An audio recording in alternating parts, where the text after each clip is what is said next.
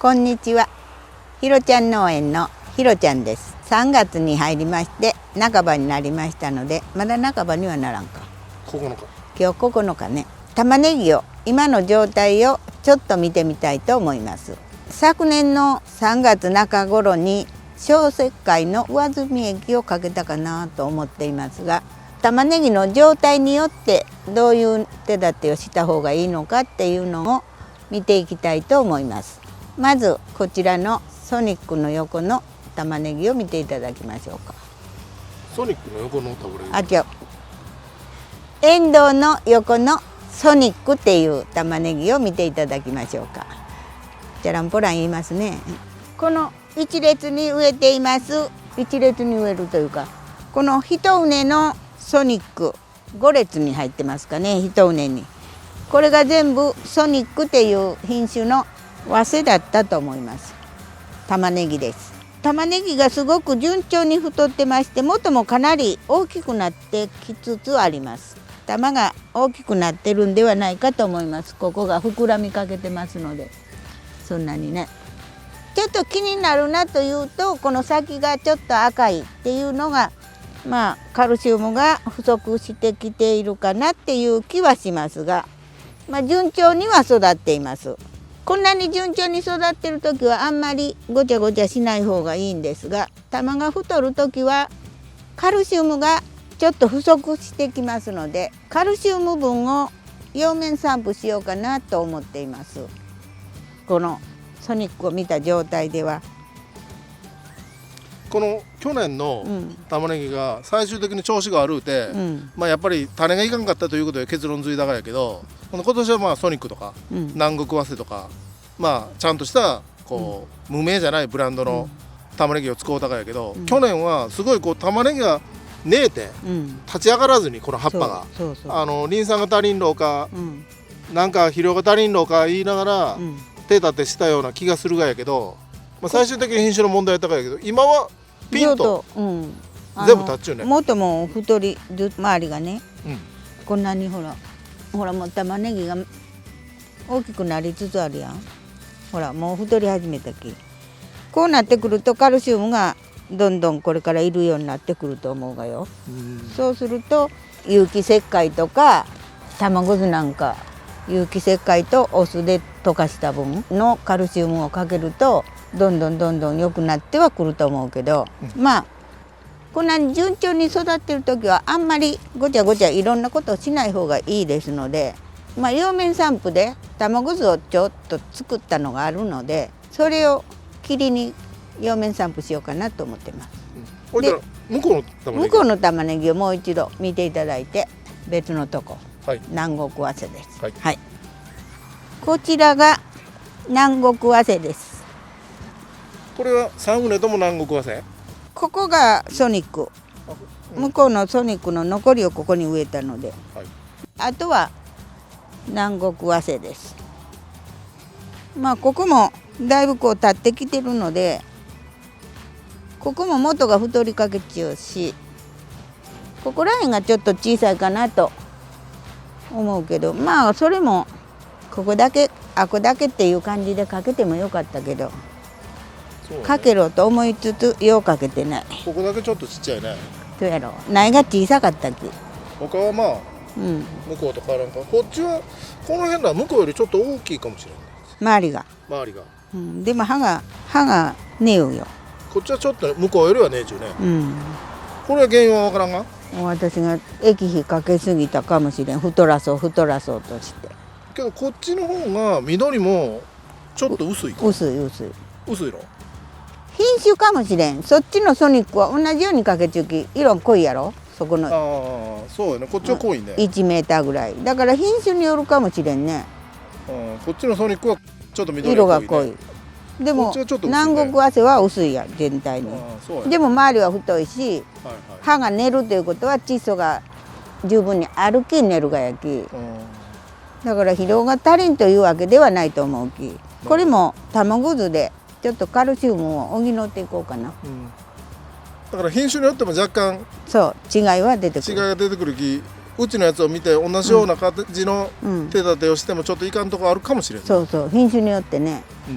ほらソニックはピンとタッチや色濃いけど、そうやね。ほらそうやろ。こう見てもろうたら、奥側2列目の奥側がそう真ん中がね、右側がそうやね、1メーターぐらいね。はい。であとは南国早生焼き、この中には一部極早生も入ってると思うけど、もう苗持ってきた時点で私が間違うて極早生やと思って植えたのが帰って苗を見てみたら南国早生やった。あらあれ間違った。ほんならもうわけわからんなっちゅうと思ったんで、早く収穫できたら極早生遅い分は南国早生とはい、ではちょっと葉面散布の準備をします。普段灌水するときはこのハス口をつけて灌水をしますが、今日は霧をかけますのでこんな感じで霧をかけます。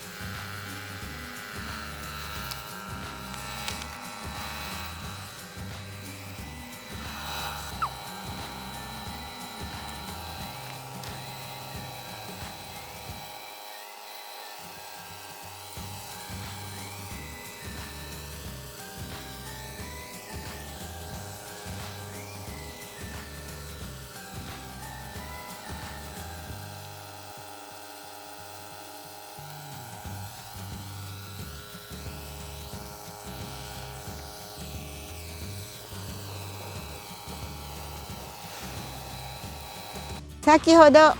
卵酢の400倍を葉面散布しました。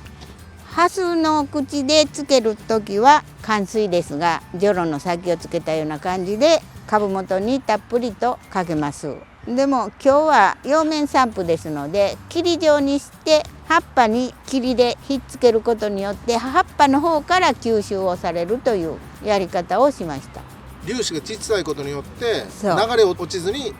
葉っぱにひっつきやすいということで、そうです。水粒というか玉というか、そういうことがね、霧状に細かい霧状にするほど葉っぱに付着しやすいですので、葉っぱからの吸収が良くなります。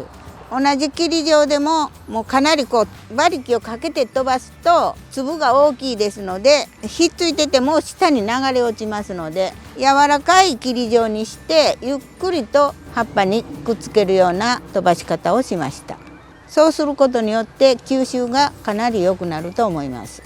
それとこちらはソニックを一畝全部植えていますが、向こうのちょっと短い畝のところにはソニックはここの残りを1メーターぐらいと、それから南国早生と南国極早生を植えていますけども、畝がこう隣り合わせになっている時に品種によっての違いがよく分かりますので、今年はソニックが余ったので南国早生の隣に一緒に一畝の中に植えたんですけども、やはり品種の違うのを比べれるように隣り合わせとか一つの畝に半分ずつとかいう植え方をすることによって品種の違いによっての生育の違いがよくわかるかなというのは感じました。品種によって育ち方が特性があると思いますので、ソニックの方はこうピンピンと上にまっすぐ立ち上がっていきますが、南国早生は割と色は薄いけども葉っぱがこう折れるような形で大きくなって倒れるというかね、そういう感じになってますので、それはもう品種の違いだと思いましたので、次からちょっと比べるような植え方をするにはやはり隣り合わせに植えるか一畝に半分ずつ植えるかして品種の違いを見ていけるかなというのは感じました。そうすることによって肥料が足りんとか